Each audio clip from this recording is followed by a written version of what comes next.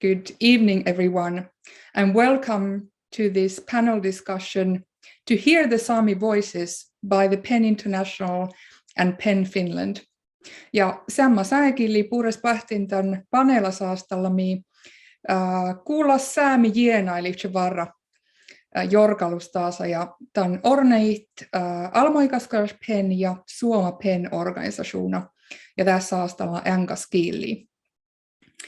My name is Pirita Näkkäläjärvi, and I'll be moderating our panel tonight.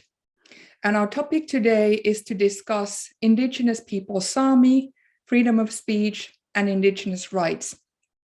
And maybe a few words before I introduce myself about the Sami.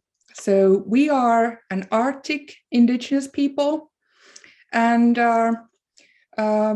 we have been divided into 4 countries. So the coming of the nation states and their borders has divided us into Finland, Sweden, Norway, and Russia. But the area that we inhabit and that is our traditional homeland, we call Sápmi, and in many ways we live as if the borders weren't there. Of course, sometimes they do hinder us, and perhaps we will touch upon that tonight as well. And us Sami people, we are one nation, one people living in these 4 countries. We have 9 languages altogether, and many of you probably know us from our traditional livelihoods, such as reindeer herding, fishing, gathering, and Sami handicrafts. But we are also a modern culture, and with the opportunities and the challenges of the modern life, and we'll definitely discuss that aspect as well tonight. Perhaps a few words about myself, and then I'll let my panelists introduce themselves. My name is Pirita Näkkäläjärvi, and I am a communications and finance professional. And I have been in the board of Finnish PEN 2019, I think it was. And in my career, I have worked in the Sami media. I used to run the only daily Sami language media here in Finland within the Finnish broadcasting company, Yle-Sápmi. But I also have a long career in business, and that's why I'm working at the moment.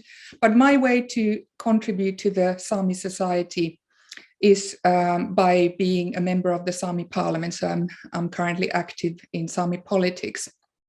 And I have studied Sami freedom of speech. My second master's degree is in media and communications. I did that in 2017 at London School of Economics, UK. And in my dissertation, I studied Sami freedom of speech. And I'll tell about that a bit later. And really nice to meet all of you there online, old and new friends. And I'm so happy that you have joined our event, and it's really an honor to be here in the event organized by PEN International and PEN Finland. But before the introductions of the panelists, we will hear opening words from the TLCR chair from PEN International, Urtsi, and I'm not even going to attempt to pronounce your surname, so please introduce yourself and let's hear the opening words.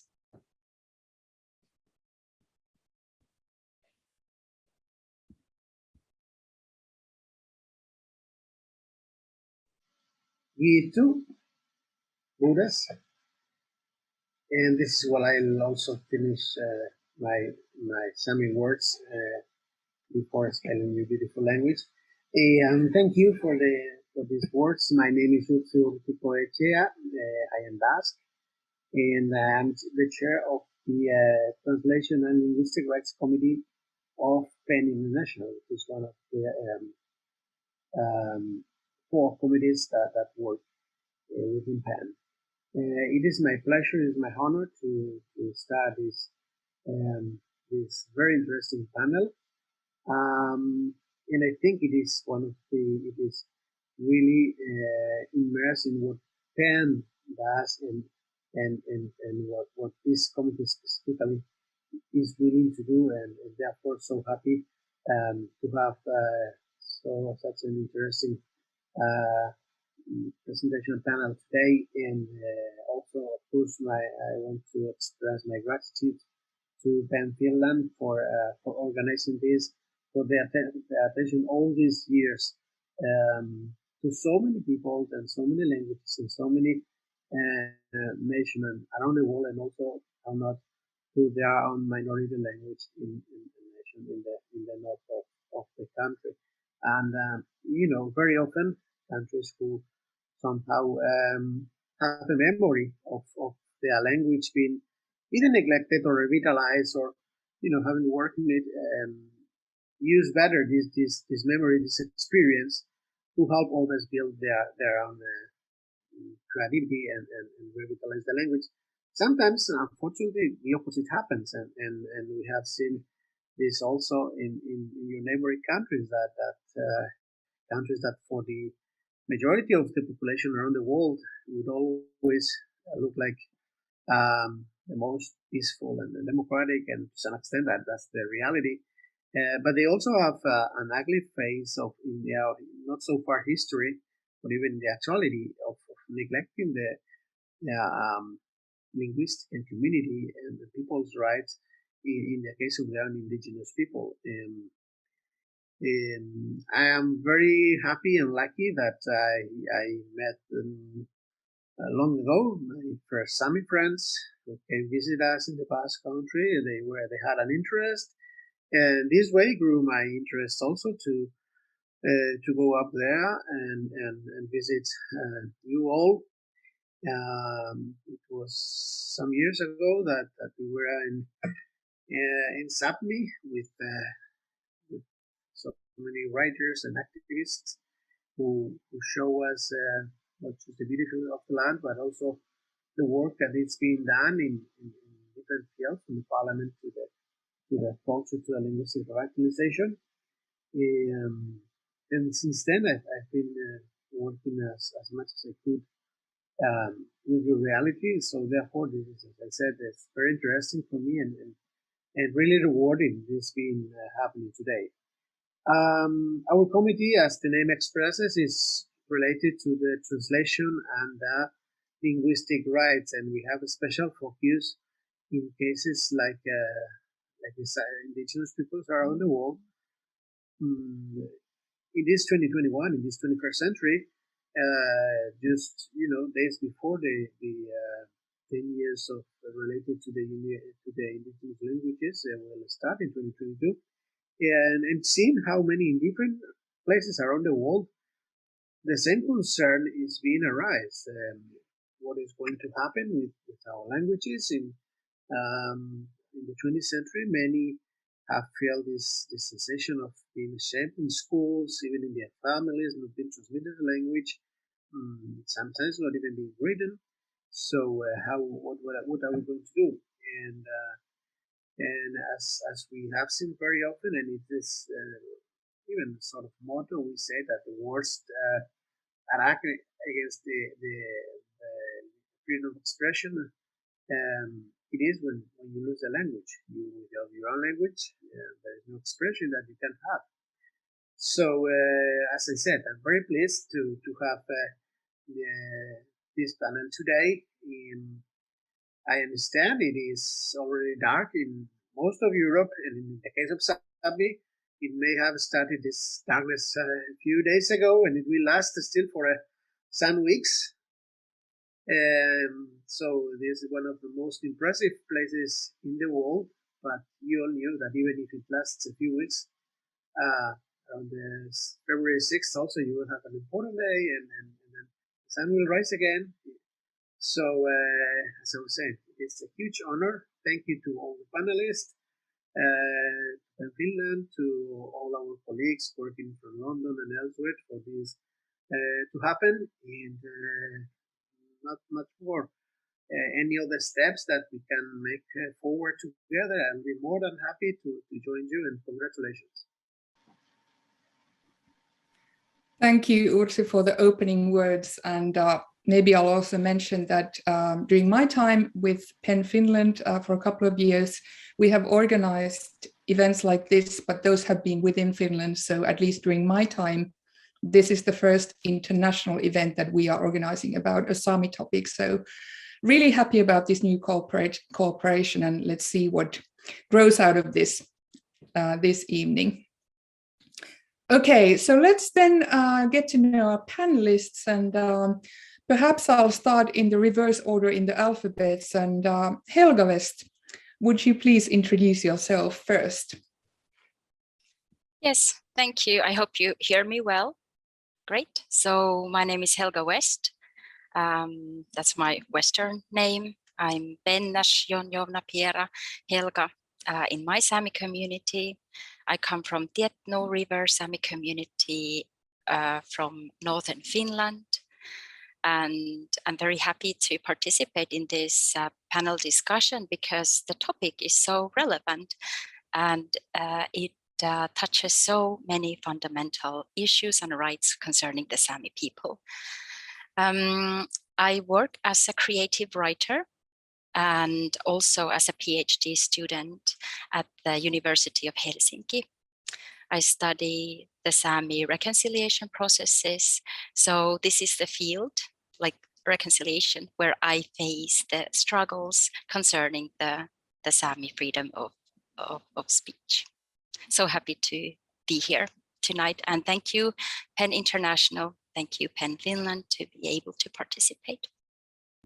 Thank you, Helga, and so happy to have you here. Okay, and then our second panelist is Oula-Antti Labba. Please introduce yourself. Good evening, everyone. Hopefully you can hear me well. My name is Oula-Antti Labba. I come from Änora, from the Finnish side of Sámi, and I work as a lawyer in the human rights unit of the Saami Council, and I'm also a member of PEN Finland board, and I have been a member of board since February 2020. And it's an honor for me to participate in this event as a speaker. Thank you, Oula-Antti. And then our third panelist tonight is Kaisa-Mari Jama. Please introduce yourself.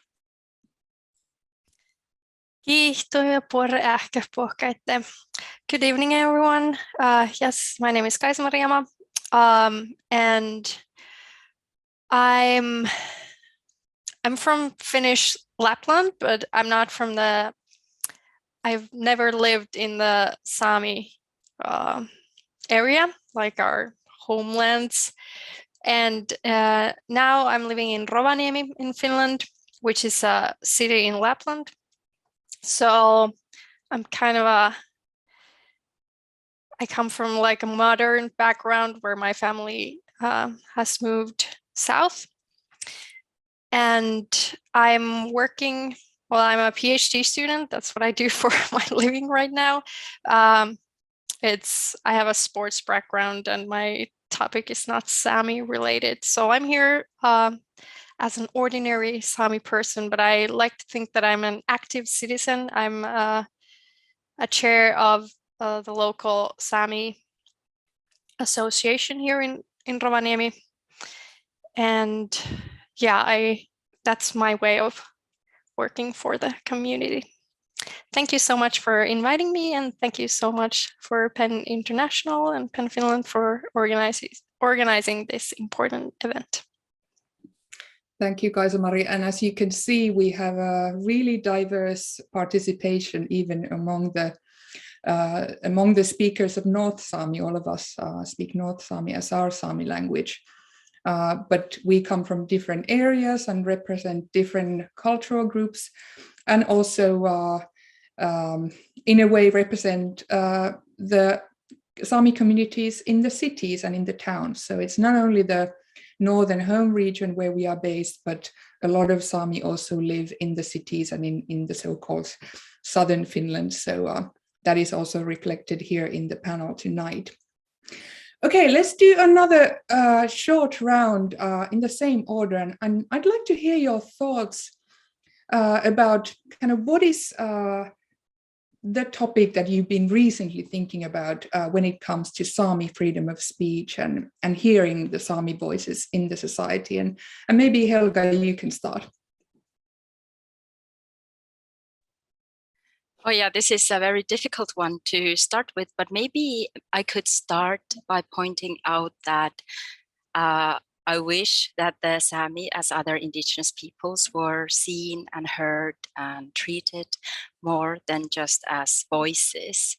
This is very typical word to refer to us. And I have become a little bit allergic to that word, to be honest, because I don't know about you, but to me, it's a kind of like metaphor or like way to show us that we are only voices.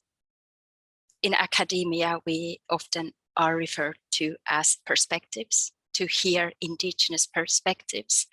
But I would just like to maybe provoke a little bit and just to question that how about we would be like legitimate knowledge holders of our truths, our realities. Even in this space, we have a lots of expertise from different fields. So instead of being just voices, I would like to be treated as an equal participant of society. Wow, that's a great way to challenge ourselves as well. And let's discuss that later on after hearing the rest of the reflections. Oula-Antti, what has been in your mind recently? Thank you. Firstly, I can tell that freedom of speech and freedom of expression issues have always interested on me and in some level. But while working as a journalist in 2012 to 2016, I became more and more interested in these issues, which are, of course, also human rights issues. I remember that during that era, especially my writings in Finnish in particular, received opposition from individuals and groups of the majority people, Finns in northern part of Finland, and I was in some context accused of being biased and disseminating information about the rights of the Sami. But nowadays my work is not as public, and I'm not an active in social media, and therefore I can say that I have not personally been disturbed in social media, at least in recent years. However, it's often so that as a member of indigenous people, it many times feels that hostile generalizations and hate speech about indigenous people are directed also to you as an individual member of the indigenous community. In this regard, things are perceived as collective. And I think about 10 years ago, Facebook was probably the only social media platform where was discussion on Sami rights issues, and it was active and unfortunately occasionally heated, including attempts to silence the Sami. I've noticed that Twitter is the only, it's the only social media that I follow regularly at the moment. And I have noticed that in last 3 years, the hate speech and attempts to silencing Sami has expanded to there. And usually these phenomena arise when a piece of legislation or other project important to Samis is pending. And at the moment, in my opinion, for example, in Finland, the things mentioned above are the work of reforming the Sami Parliament Act and the process of truth and reconciliation. However, it must also be remembered that hate speech and attempt to silence not only occur on the internet, but also in public places. In the last few years, there have been, for example, legal cases in court where Sami communities have tried to protect their rights. And this has increased the hate speech against the Sami, not only in social media, but in local level. Just to give you a couple of examples that come into my mind, the Sami village, or in Swedish, Sameby of Kirjas in Swedish side of Sápmi, won last year ago in the Swedish Supreme Court in a case concerning the management of small game hunting and fishing in the area of Sami village, Kirjas. And in its judgment, the Supreme Court ruled that the Sami village of Kirjas has the exclusive right to manage fishing and small-scale game fishing in the area. Hunting in the area of Sami village of Kirjas based on immemorial use of the area. The trial lasted a total of almost 11 years from the time the subpoena was sent till the Supreme Court's judgment. But almost immediately after the judgment, members of the Sami village of Kirjas and other Sami people were threatened. The lives of the Sami were threatened and their reindeers were killed. Another Sami reindeer herding community in Swedish side, Saami, sued the Kingdom of Norway to court in Norway in order to have court ruling recognition for the reindeer herding community's immemorial reindeer pastures in the Norwegian side of Sámi. They also faced several kind of opposing during the court process. For example, intimidation from individual member of Norwegian parliament and pressure from Norwegian authorities. These examples are worrying because at least indirectly they intimidate and put pressure on Sami people who are trying to defend their rights, for example, in court. And this not only restricts freedom of speech and freedom of expression, but the right of indigenous peoples to access to court and the possibility to have a fair trial. So this is what I've been lately pondering about Sami freedom of speech, and it is clear that the hate speech and silencing attempts have far-reaching negative impact on the realization of fundamental and human rights. Thank you, Oula-Antti. And as we heard, when we start talking about Sami freedom of speech, there is an immediate link to the land rights and indigenous rights. Whether it's here on the Finnish side or on the Swedish side, we see some of the same challenges, and that's something that we also want to inform and tell about tonight. Let's then finalize the round and hear reflections from Kaisa-Mari. What have you been thinking lately? Thank you so much. Thanks to Helga and Oula-Antti for the very good opening speeches. I fully recognize the things that you were talking about. For me, for a long time, I have thought that our voice should be louder and we need to be heard, that people need to be educated, and that our opinions should matter. And obviously, I still think like this. But what I've been lately considering is that what is our own responsibility in listening? People who talk and act against Sami rights, what are their motives? What are the concerns that the politicians have when they are hesitant to support our rights? Are they afraid of something? Is there something that we can do to ease their fears? And if we ask them to listen, should we be able to listen better ourselves as well? And with listening, I'm not saying that we need to tolerate everything. Definitely hate speech, etc. should not be allowed, nor should the injustice in our society be allowed. But it seems like in public discussions, some people are being more and more loud while others just pull away from the conversations. And the discussions are becoming very polarized. And this is leading to a situation where many people don't want to take part in the discussions. And this is especially true with Sami, as we have a cultural habit of remaining silent when things get unpleasant. And I'm not saying that indigenous rights are negotiable, and I'm not saying that we should make compromises. I do think that Sami rights or indigenous rights should be a self-evident fact, and it's, well, really unfair that they're not. We need to push and we need to demand. But I'm wondering if, A, we could find more perspectives to help majorities to understand us by listening, and B, if listening more of our own community could help more Sami to take part in these discussions. Personally, I'm not sure what I think of this majority perspective, as there are many issues that should be considered.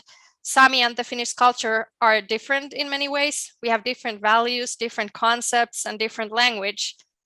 We are all the time forced to operate in their language and with their rules.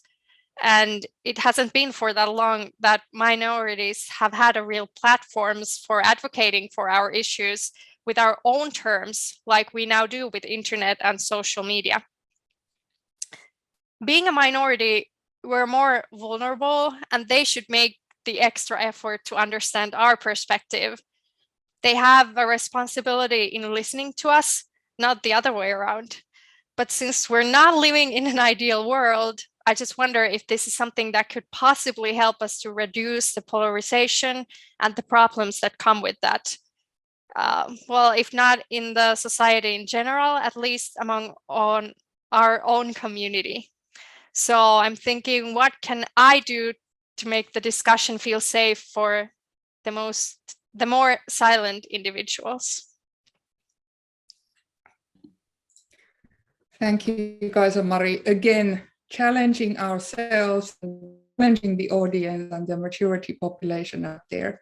Very good. And the reason I wanted to start with this kind of a discussion and reflections on what is topical on the minds of our experts is that you get a feel for the diversity of issues, how messy everything is. There's smaller things, bigger things. You can probably work out that there's a thread of self-determination of Indigenous peoples there. Many of these things that our experts mentioned always come back to the right to self-determination by the Indigenous peoples. There are also all sorts of issues to do with the ability of the Sami to have their voices heard. I'm using now the word voice, meaning that our voices and our perspectives and our points of view and our information should be part of the public discussion. But of course, there are forces in the society in Finland, for example, that would rather not see the Sami perspectives represented in the public discussion and in the political discussion. And unfortunately, there are all sorts of attempts, as told here, whether online or in the real world, so to speak, to try and push away the Sami voices and not making them heard in the discussions. And then there are all sorts of different levels. There's the national level. We have these various law amendment processes. We heard about the international level. This is not unique, that it is hard for the Sami to get their perspectives heard. It's the same situation in Sweden, in Norway as well. Situation is even worse on the Russian side. Then we have the local discussions. We have the discussions within our own communities. How do we make sure that that there are smaller and bigger groups who, for some reasons, may not get their voices heard? So a lot of perspectives, and I wanted to demonstrate to you who are listening that these issues of freedom of speech and self-determination, Indigenous rights and land rights are all related. And the more you get to know the Sami culture, you probably also notice that it is a very holistic culture. So everything is related to everything, whether it's a discussion about freedom of speech, you very quickly move on to discussing, for example, reindeer herding or language, or some of the stereotyping where we come to mocking our dresses and so on. So again, it's a very holistic discussion about a very holistic culture.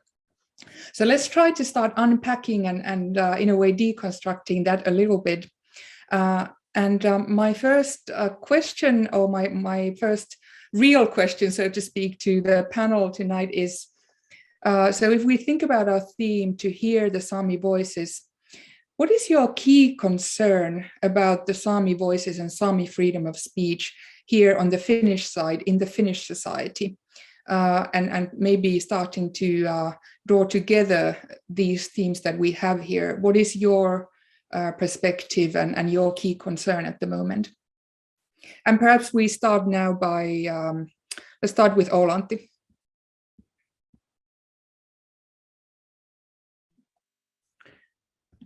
Thank you. Hopefully you can hear me well.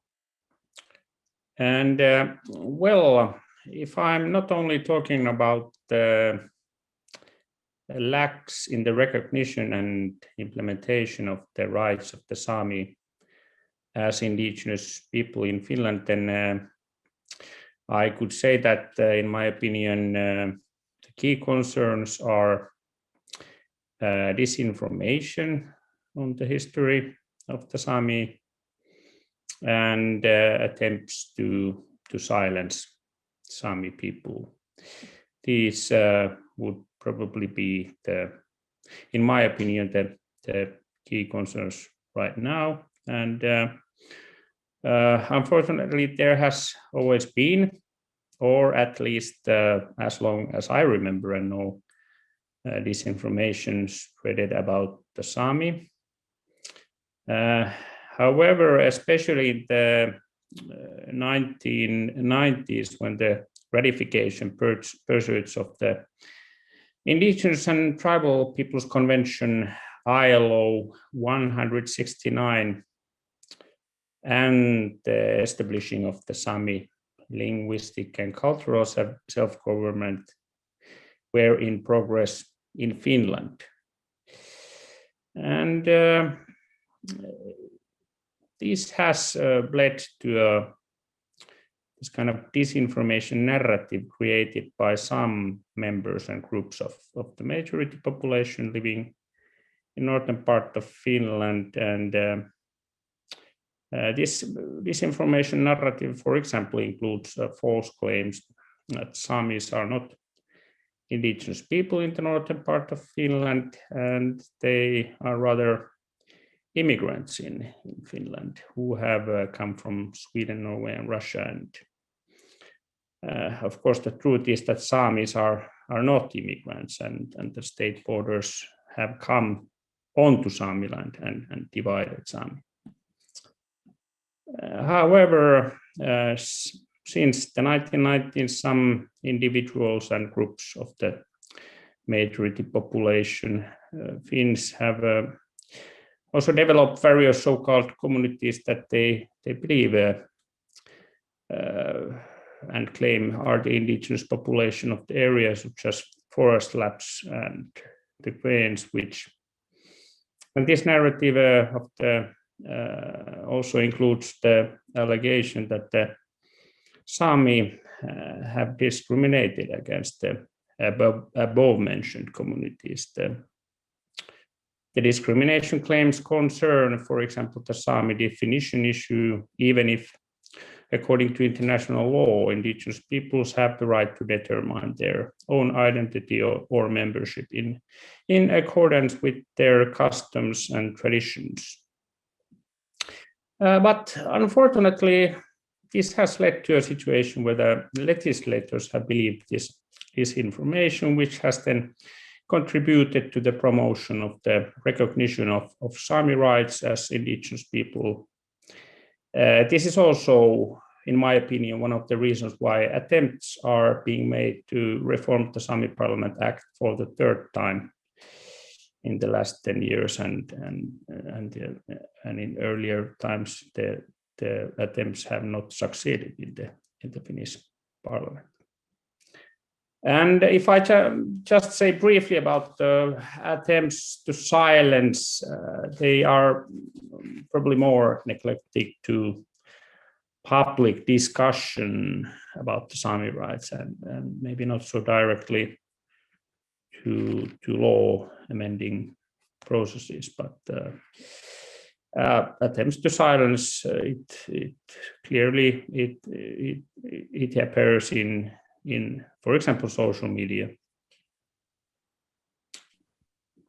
Thank you, Oula-Antti. And as you hear from some of these discussions and reflections, the freedom of speech situation of the Sami people as an indigenous people here in Finland is far from perfect, let's say, and it might come as a surprise that in a Nordic country like Finland, there would be issues with minority and indigenous rights. But unfortunately, as you hear, there are some issues, for example, these disinformation campaigns that have been going on for tens of years and that are all the time used as an excuse so that the Sami rights would not be strengthened and actualized in Finland.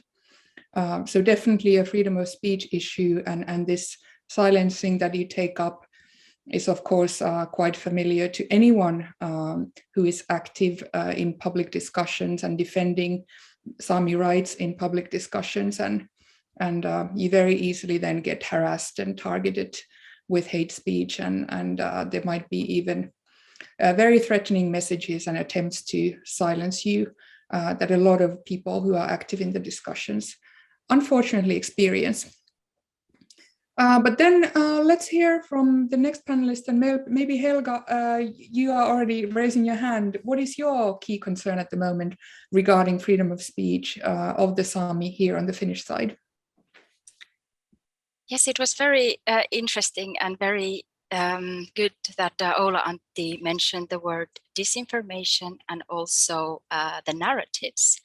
As Pirita also, you said that we have these so-called the Nordic narratives of the part of the world where things are in a very good shape. This, of course, doesn't mean that all is perfect in our lands. I was thinking that maybe the way I see the current struggles is this denialism of our realities, denialism of Nordic colonialism, denialism of Russian colonialism, denialism of increased extractivism, exploitation of our territories, denialism of the fact that things are not that good in our communities. Our people are not doing good. So this is a very frustrating situation for many of us, that first you try to create a safe space, then you try to make others to listen to you, then you try to educate them, then you try to make others to understand our realities. It requires a lot of work, a lot of patience, a lot of personal involvement. You need to be very engaged in these struggles to be able to change the structures that we are facing. And those structures are obstacles for the freedom of speech.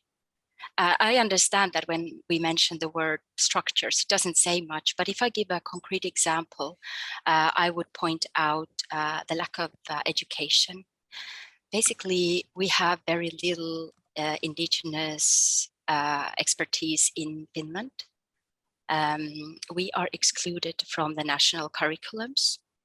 A person can graduate from an elementary school, a high school, a university without knowing anything about the Sami communities of Finland. This is a structural problem of school systems. And maybe it's the same thing in Norway, in Russia, in Sweden. So we are constantly having very serious challenges with the basic facts. Thank you, Helga. Almost speechless. You summarized it so well and brought together so many of these issues and struggles that we are faced with when trying to work for the actualization of Sami rights here in the Finnish side. Thank you for that. Kaisa-Mari, what's your take on this? What is your key concern at the moment about freedom of speech of the Sami, especially here in the Finnish side? Yes, for me as an individual, I would definitely say disinformation as well. Oula-Antti mentioned the people in Finland who claim to be Sami, even though they're not. And I know this is not unique to us. This happens, I guess, in many places around the world. And I think kind of part of the, what makes it worse is that these people are really loud and really shameless. And this causes a lot of difficulties us, both in the everyday life and in the public discussions in politics and so on. And like Helga just explained that Finnish people and even politicians don't know a lot about Sami, maybe nothing. And unfortunately, many of them believe these fake Sami people. And when we come to freedom of speech and silencing, I'm actually feeling the pressure right now. Since this is being recorded, I would rather not explain like the actions and the motives of those people, as I feel like that this can be used against me and against us. And as a consequence, of course, all the lovely people interested in the issue won't get some of the information that might help them to understand what's going on. So in a way, you're seeing me being silenced even when I'm given this great platform to speak on. So that's kind of what's on my mind. That this information for me personally is definitely the biggest issue, and there's so many emotions like involved in, just like Oula-Antti said in the beginning, like it doesn't have to be targeted to you and it feels bad. And yeah, I get a lot of difficult emotions when I'm reading the news, or if I never do, but if I sometimes see any like comment sections on advertisement on Facebook or in media, in news, it's not good for my well-being, I would say. Thanks, Kaisa-Mari, for the moving account. Raises a lot of emotions even now that we are discussing and saying these things, and it's not easy to say these things aloud as well, that even in a safe space like this, offered by a freedom of speech organization, PEN International and PEN Finland, you in a way still feel threatened.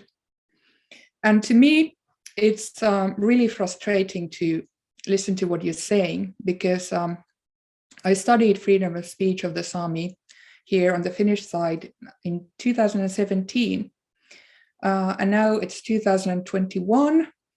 And what I hear from you are exactly the same themes that came out in my master's dissertation at London School of Economics. My specific focus and my topic was to study what are the threats to Sami freedom of speech in Finland. And 5 themes came out, and I'm almost repeating what you are saying. First one was, and that was what came out loudest in that study, I interviewed 20 Sami activists, politicians, and artists who are active in public discussion. And the first theme that they brought up 5 years ago, and that was the most topical, was silencing. And that was something that happened, attempts to silence active Sami on social media, in online discussions, in political discussions. Even artists felt that. And also kind of in the real life arenas, someone might come and say to you something that when you are in the grocery store, or not even perhaps say something, but just the way, you come under this kind of a wide gaze there, you kind of feel your place and start feeling that you're not allowed to be as active of a citizen that the rest of the people in Finland can be. The second one that was brought up and that you were discussing, many of you as well, was subordination of the Sami, meaning, for example, there are a lot of stereotypes in media that are perpetuated and that kind of work to cement and strengthen the stereotypical understandings and representations of the Sami as quarreling, as childish, dirty, drunks, people who are always complaining and whining about things, although everything is fine with them. And then it's interesting to hear that now, 5 years after my study, you are all bringing up disinformation so strongly. That was the third element that came in my study, but it feels like perhaps this part of the problem has increased in the recent years, and that we are really struggling to even maintain the facts about our people, our history, and our culture. And I think that that is really worrying. Then the fourth thing that came up was delegitimization of the Sami. So there are attempts to kind of take away our right to speak for ourselves, but by claiming that we are biased to speak about our culture, that our Sami parliament that I am a member of is biased to speak for the Sami. So this is a real issue if individual Sami people or persons or the collective organization that is supposed to represent the Sami officially in Finland is not allowed to speak and take part and influence the discussions. And then the fifth element, we could talk about this for days. Maybe I'll just briefly mention that there are also elements in the Finnish society that are related to what I think Helga raised, that there is so little information about the Sami that when we start speaking, the majority population doesn't understand what we are talking about, because they don't realize that we are a civilization of our own, with our own way of knowing, our own worldview and so on. And these often then clash, for example, in social media, because luckily social media is giving more voice and more platforms and more space for the Sami to bring up their perspectives and voices in the society. Maybe from this note, I want to ask about positive examples of Sami freedom of speech, since we've been talking about the concerns. So let's take another round about positives, and perhaps Kaisa-Mari, you want to start now. Yes, thank you. Well, obviously social media is really important, as it's not moderated by majority. What I think is really good in general, though I'm happy that we're discussing Sami rights, there are other things about Sami in the media than just our music or art, or kind of these fun and cool exotic elements, but there are actually some discussion. So I think that's really good, even though it has its problems, but I am hopeful that we're getting somewhere. And for me, like we've discussed, there's a lot of issues and difficult emotions in, at least in my everyday life. So sometimes I just enjoy scrolling through Twitter and reading only from people that are Sami right advocates. It's a nice bubble where you can kind of, for a short time at least, feel and like immerse yourself in this illusion that where justice is it's so obvious. So that brings me a lot of joy sometimes. Yeah, this is not a very deep answer, I guess, but that's what I would raise up as a fun point, I guess. A great example. What about Oula-Antti? Please bring up a positive example of freedom of speech of the Sami people here in Finland. Yes, thank you. And I echo on what Kaisa-Mari said, and as I've told earlier, then social media, for example, has unfortunately brought hate speech and attempts to silence Sami people But in my opinion, the social media has also made it possible for the Sami to make, in this case, their voices heard. And, for example, correct disinformation about the Sami people. Although I understand it can be sometimes frustrating and tiring to maybe correct the same issues again and again. But for example, especially in the 19th, the Finnish mainstream media had very much power over how the Sami legal issues were reflected in public debate, and in this regard, I think that the social media has also been a platform for the Sami to correct disinformation and debate about Sami rights issues. And in my opinion, social media has also built better opportunities for Sami living outside the Sami home region, for example, in cities, to participate in the social debate about the Sami. Maybe before the internet era, it was more based in the Sami home region. And well, internet has also made more easily accessible the participation to public hearings and statement procedures. Some issues, although the consultation and cooperation procedure is still in fact deficient, and little attention is given to the views of Sami. But yes, in general level, I also agree with the results on Pirita's master's degree work, that regarding what are the main threats to Sami freedom of speech in Finland. Thank you. And then Helga, your ideas. Yes, I agree with Kaisa-Mari and Oula-Antti about the role of internet and social medias, but I have a little bit mixed feelings of the social media platforms, because we should not forget that they are capitalist platforms for capitalist corporations. So we are utilizing these platforms to amplify our messages.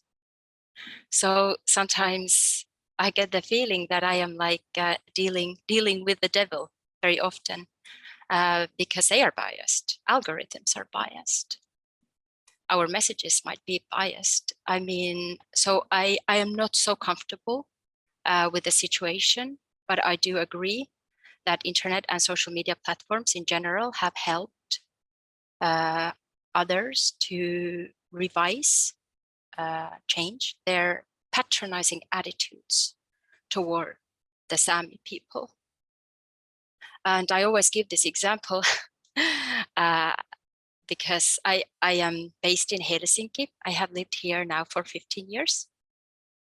And I remember when I moved to Helsinki from North, and when I was a younger student, it was so typical that the Helsinki professors, like a Finnish professors at the University of Helsinki, talked about the Sami people, like how they feel, how they behave, how they are, what are their struggles. This was the setting.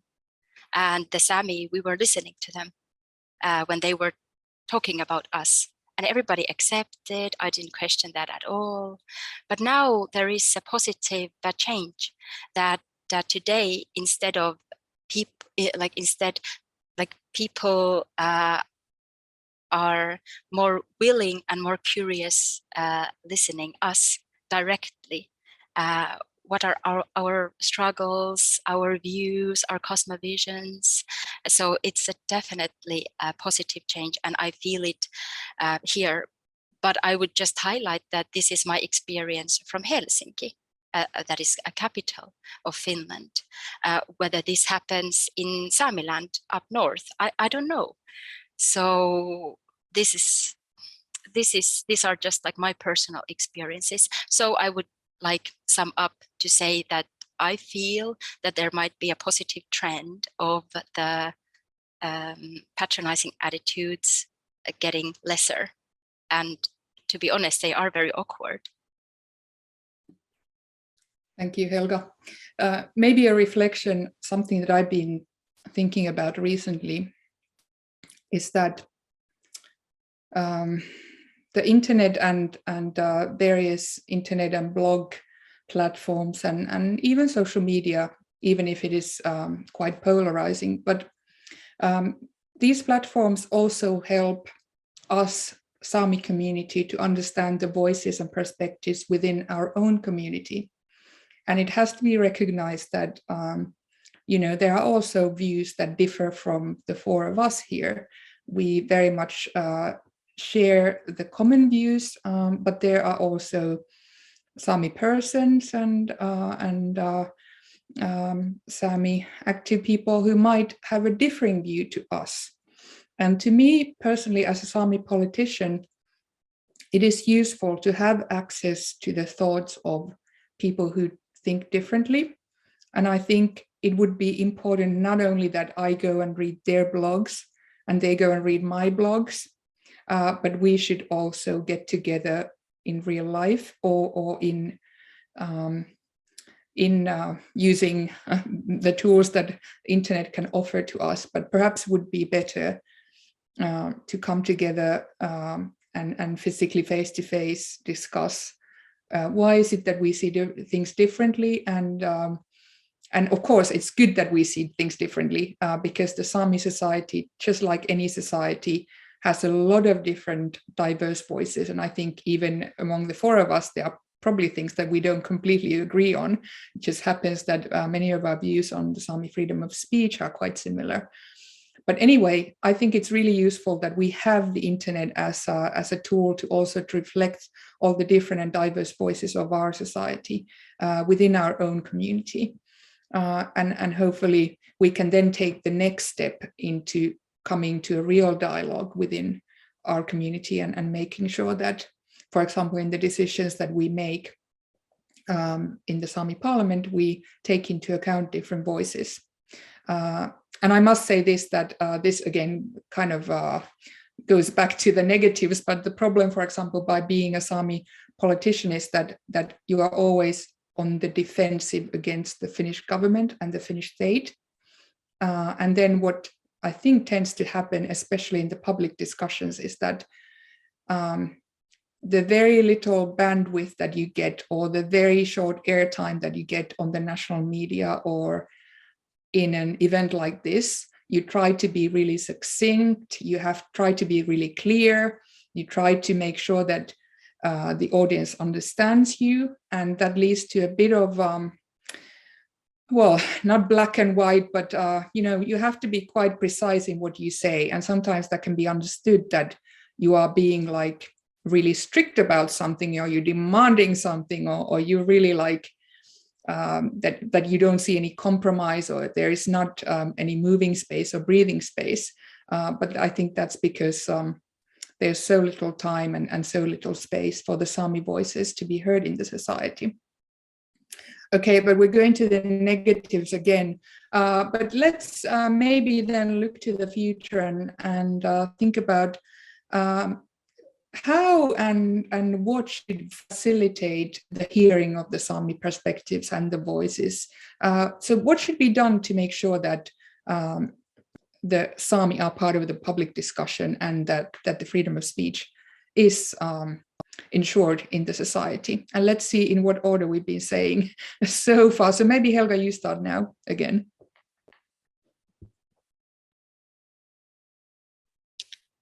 I wish to have simple tools or answers, but maybe actually the the suggestions are quite simple. That instead of treating the Sami people as cute Sami dolls, maybe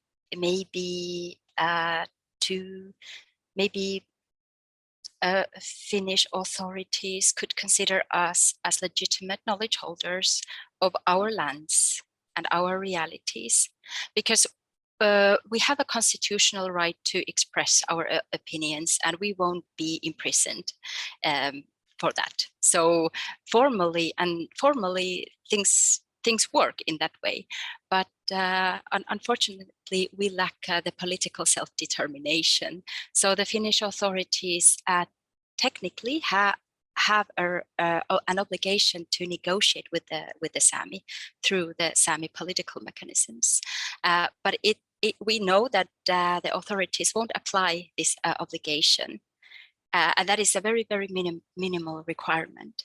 So we actually are not even heard, not even technically. So this is a major threat to the Sami rights, including the Sami freedom of speech. And of course, I could again go back to the educational systems, but there are many open challenges that should have been fixed like decades ago. Yeah, thank you, Helga. What about Oula-Antti?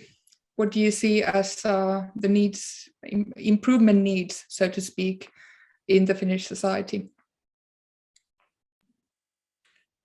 Thank you, and I agree what Helga said, and I think that Indigenous peoples, the exercise of their rights should be free from discrimination of any kind, and it's not enough if Constitution of Finland and kind of formally grant the Sami freedom of speech if the implementation of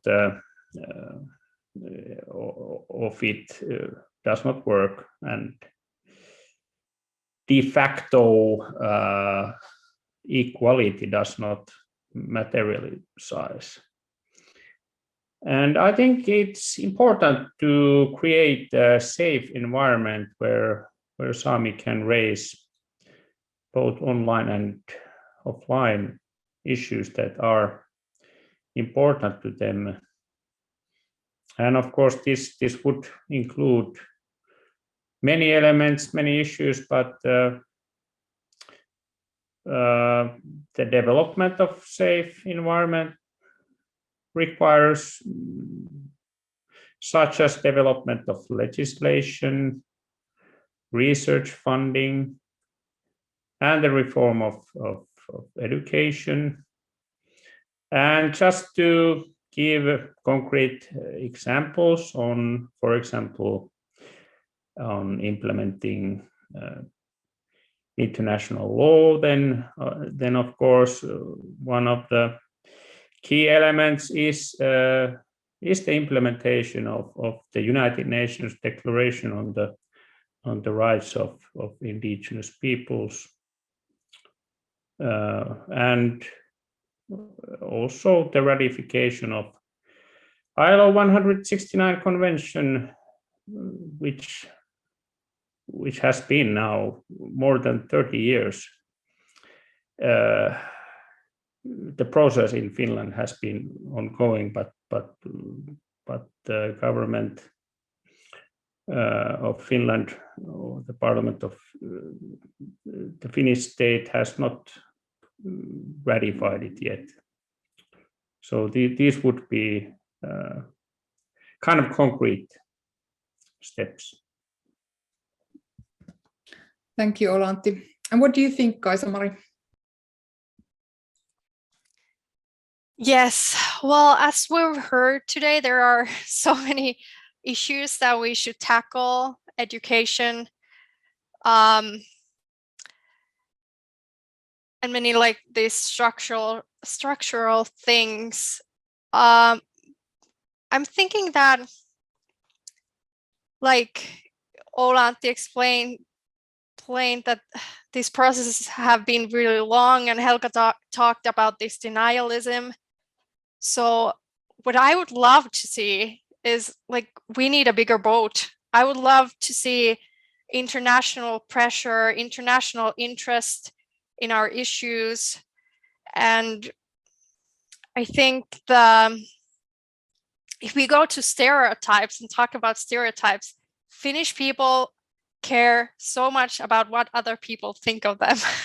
So maybe we could work that in our advantage, and the international support would be really important in making it clear that it's not okay to suffocate our rights and our freedom of speech and everything that is, like you said in the beginning, so everything is so linked. So that's what I would love to see. Maybe our audience can write and help us in this. Thank you, Kaisa-Mari. And that brings to the point I want to raise as a moderator of this panel, but also as a Sami politician, is that I hope that internationally there would be awareness of the situation in Finland, because in fact, Finland violates the UN Civil and Political Rights Convention with certain decisions related to the Sami Parliament Act and on the electoral role of the Sami Parliament. What has happened, if I say very briefly, during the last 10 years, the Finnish Supreme Administrative Court has let into the Sami Parliament electoral role people who are not Sami. So meaning that gradually our democracy and our parliamentary body is being assimilated from within. And the UN Human Rights Committee has given a couple of decisions about this issue in 2019, and they have stated very clearly that Finland does violate the UN Civil and Political Rights Convention. And what we are trying to do is now amending the Sami Parliament Act to rectify this. And hopefully this is something that you notice also internationally. Finland was, of course, now chosen as the member in the Human Rights Council. So, and Finland likes to tell a story around the world that they are this amazing Nordic welfare state where everyone is equal, and they work really hard for the rights of the indigenous peoples. But then when you go into the nitty-gritty and start looking at the details, there are things like this, violations of human rights, because the Civil and Political Rights Convention is a human rights treaty. So things like this happen in Finland, in one of the Nordic countries, and these are things that threaten not only the self-determination of an indigenous people, but as you heard, there are linkages to land rights, to language rights, to freedom of speech, and our existence as a people, as a distinct people, and our ability to be part of the political decision makings and discussions. Happy to tell more about this offline if anyone is interested. You can find all of us on various social media, and you can, of course, get in touch with any of us if you want to hear more. But we also have a chance now to turn to your questions, if there are any. And I hope that our co-organizers in the PEN International can help us with the questions. I haven't been able to moderate the chat during the discussions, so I'd be really happy to get a couple of questions from online, or if there's anyone who wants to say them aloud. So let's go to the questions now. So there is a question about the different Sami languages spoken in Finland and in the other countries where the Sami live. And the question is, what is the role of languages for Sami freedom of speech? And maybe we start with Helga, who is a Sami poet and writer. Oh, thank you so much. This question makes me truly happy. I almost get emotional because it's as Urtsi said in the beginning, if we don't have these languages, do we even have the freedom of speech anymore? So the linkage is crucial, is the most fundamental. If we cannot express ourselves in our native languages, there is no freedom of speech anymore. So then we have lost the fight already. And also according to the studies, and this gets back to the question of internet, the role of internet, like through the studies, linguistic studies, we know that if languages, those languages that are not visible online or in digital platforms, they do not have future. So therefore, for example, well, this is not about me, but I just give an example of my language activism. So when I can, I try to make sure that my native Sami language is visible online in my blog. And I have added this possibility to hear the essays read by myself, so that you can also hear the language. And then some of my blog readers have thanked me for that possibility, because sometimes it's just very difficult to hear those languages. So yes, without languages, this topic becomes irrelevant very fast. So thank you for the question. Yes, a great question. And I think all of us are quite passionate about Sami languages, so we could have another separate session about the very topic. But is there something that Kaisa-Mari you would like to add?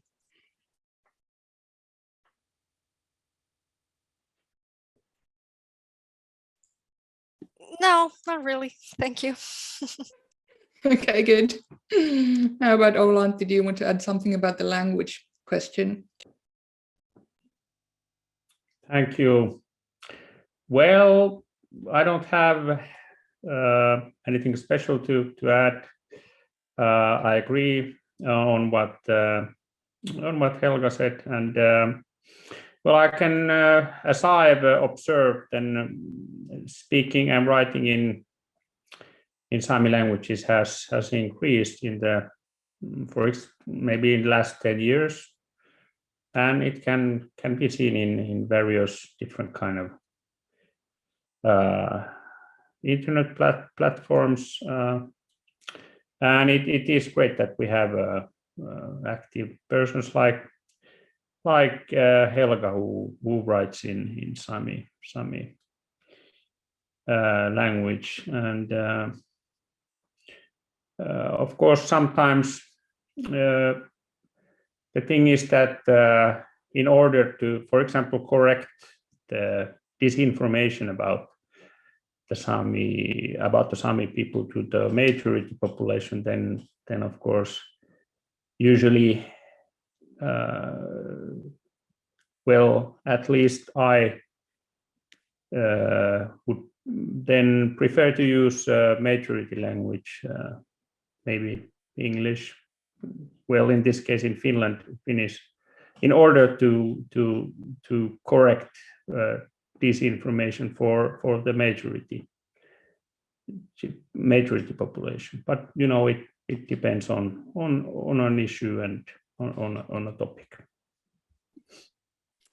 Yes, and then I see that we got a question from the audience, but before we take that, I'd like to say a couple of things about Sami languages as well. And one story that is really interesting, one thing that has happened within the, let's say, last 10 years among our community is that we have attempted to decolonize part of the language usage in media. So about 10 years ago, what we did in the Sami radio and TV that I was heading back at that time was that we kind of broke the silos of the three Sami languages, because the situation was so that most of the radio programs were in the northern Sami language, which is, for example, my mother tongue and the biggest Sami language group. And then the two minority Sami languages, Inari Sami and Skolt Sami, had more or less only an hour per week, plus then a rerun of that hour. So what we decided to do with the radio staff was that, the morning show that would usually be in Northern Sami, and the presenter, the DJ there on air would speak Northern Sami, but we suddenly changed that so that the morning show or the afternoon show or whichever radio show could be in any of the 3 Sami languages. And what that has meant is that obviously now more or less the time between the 3 Sami languages is split almost evenly, so all of them are heard as much. And also we are learning from each other. So instead of just operating in our own silos, we understand each other better across the 3 Sami languages. And then from a Sami speaking person, Sami is my mother tongue, I also think that it's so essential to be able to hear programs and get information in your own mother tongue, because it is really the language that carries the culture. And the language and the culture are so intertwined, and there's such a close linkage that it is important that in a civilized country like Finland, there is also an opportunity to be informed and to have societal discussions and political discussions in your own mother tongue. And that is something that is ensured in the Finnish Broadcasting Company in 3 Sami languages. The problem, of course, is that even though the 3 Sami languages started being used, there wasn't more resources to actually put behind those languages. But that is another issue. That is a constant lack of resources that we have in the Sami organizations. Okay, but we have a question here from Choi Hyvärinen. And the question is, it would be interesting to hear a bit more about the truth and reconciliation process in Finland and the expectations. And we don't have a lot of time, so let's touch upon this briefly, but maybe Helga, you can summarize. This is your area of expertise, of course. So what would you answer? Yes, so the first Truth and Reconciliation Commission established by the state of Finland concerns the Sami people. So this is, we are living a quite historic era, to be honest.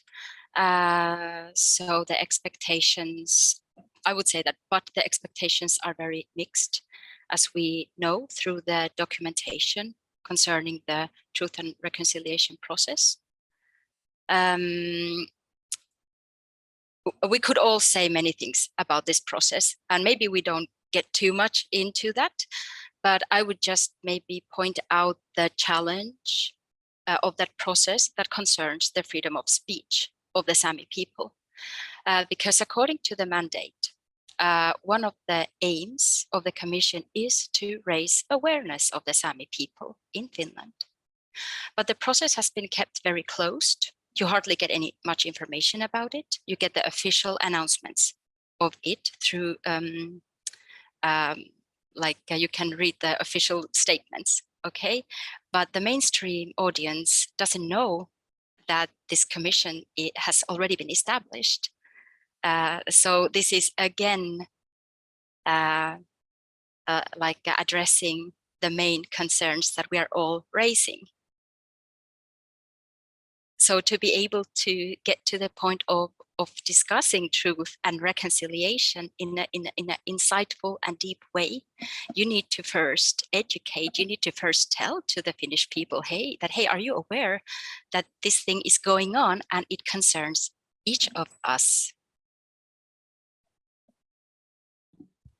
Thank you, Helga. And I think this is such a wide topic that we should again have a separate seminar on this.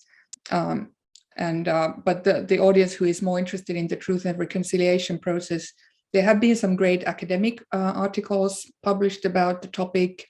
There is research being done on the topic, and then also you can read some English language news on the topic, for example, on the Independent Barents Observer. So I really recommend that.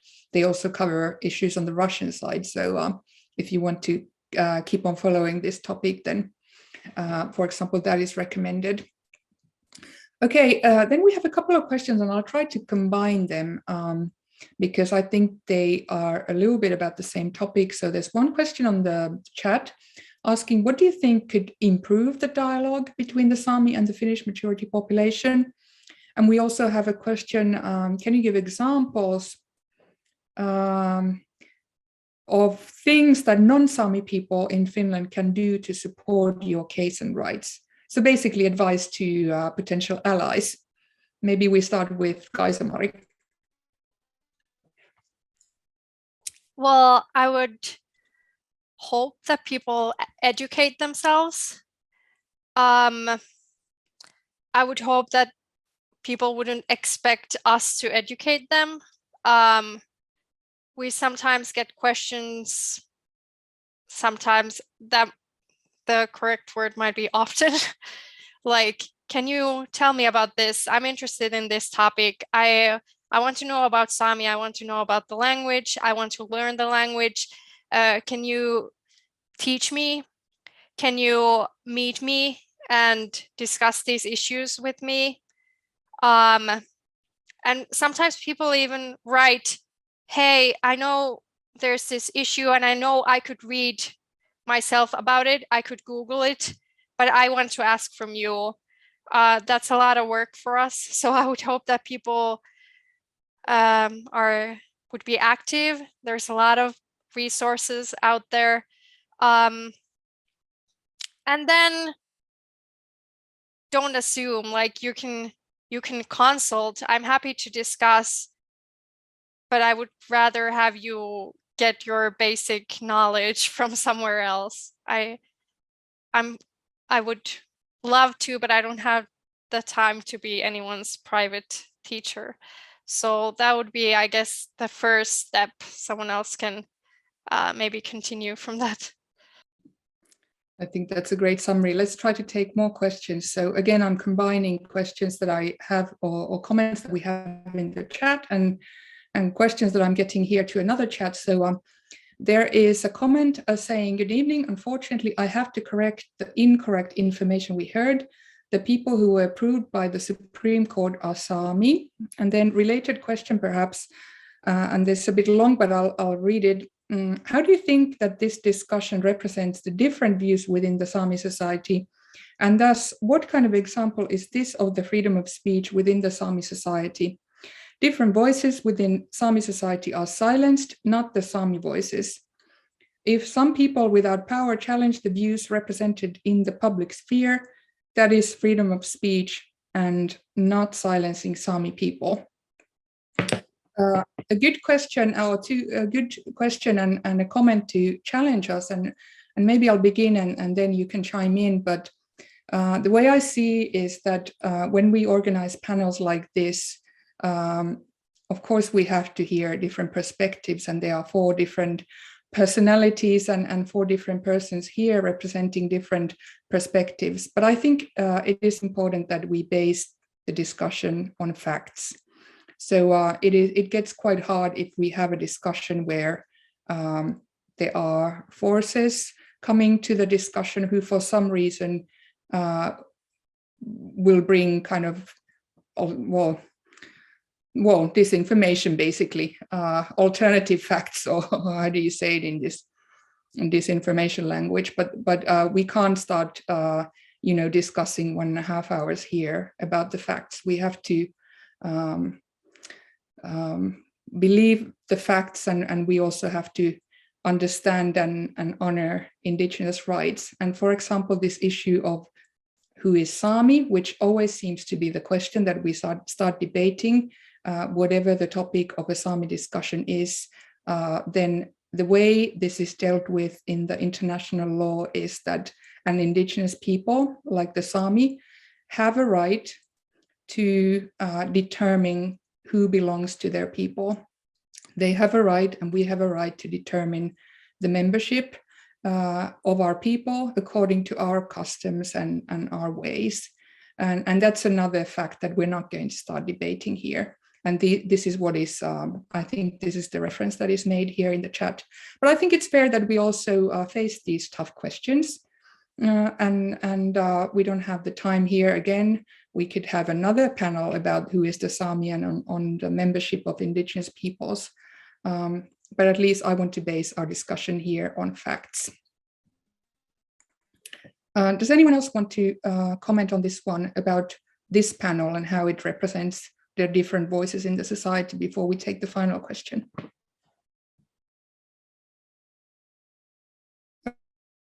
And time at least for one more question. Let's see. So this is mainly for Helga. Following your observation at the start, the language of Sami perspectives and voices, signposts, representation and inclusivity. Are you saying that this is tokenism? What alternative descriptors would you advise? Thank you. And I think there was another question here, a little bit about the same topic while you are preparing. Question, personally, as a translator, I'm totally fascinated by the sound/voice of a language, and I felt a little ashamed when Helga said that she is a bit allergic to the importance given to voices. In the view of what you said about social platform, would you agree that the sound or voice of a language is a powerful means to get to persons? So about your notion of voices is raising some questions here. Any comments? Okay, so if you are a writer or if you're a scholar, you attend to events that are often labeled as Indigenous voices. There are, for example, in my field of theology, the only Indigenous theological journal is called Voices. So we are referred only as voices and not legitimate representatives of our realities. So I don't know about tokenism, but definitely it's exotism. And there is a lot of exotism around the Sami people. And we can also organize another panel discussion about this exotism because it's a very fascinating topic. Just go to souvenir shops and you see a cute Sami dolls made in China. Okay, but that's about it. What could be, I mean, use the words you want. I am not advising you. We all have independent critical mind. So I try to use, for example, the word messages or truths or realities or Sami cosmovisions. I don't want to be a voice. I don't want to be just a perspective. I don't know about you, but I just don't want to be like that.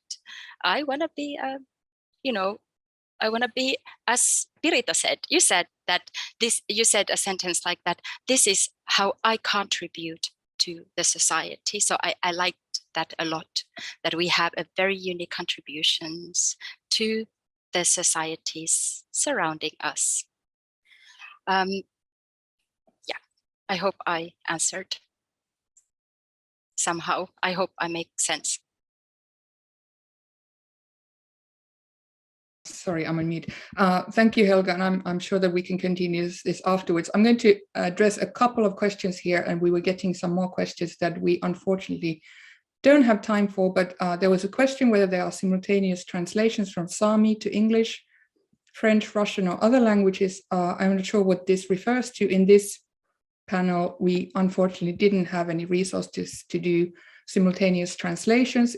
It would have been nice to speak in Sami and perhaps you could have heard translations, but of course, there are a lot of translators who do that.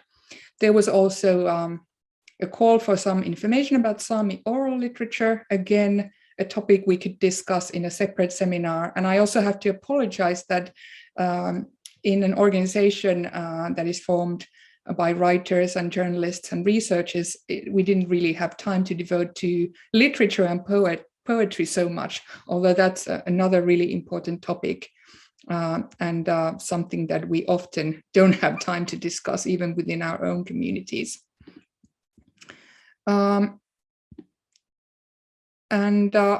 Some questions that came to the chat are still something we didn't have time to address, but again, very happy to continue the discussions afterwards. And you can always contact us. I also have to warn you that we get a lot of contacts from people, so sometimes it takes time for us to answer. It's not that we don't want to cooperate with people and we don't want to inform about us and our culture, but we get a lot of contacts, but we will try to answer. And also, in the meantime, there are nowadays more and more resources about the Sami in different languages, so you can already find a lot online and by Googling. But of course, the usual, how do you say it? Be critical of your sources and don't accept the first writing that you see or the first picture you see of a Sami online.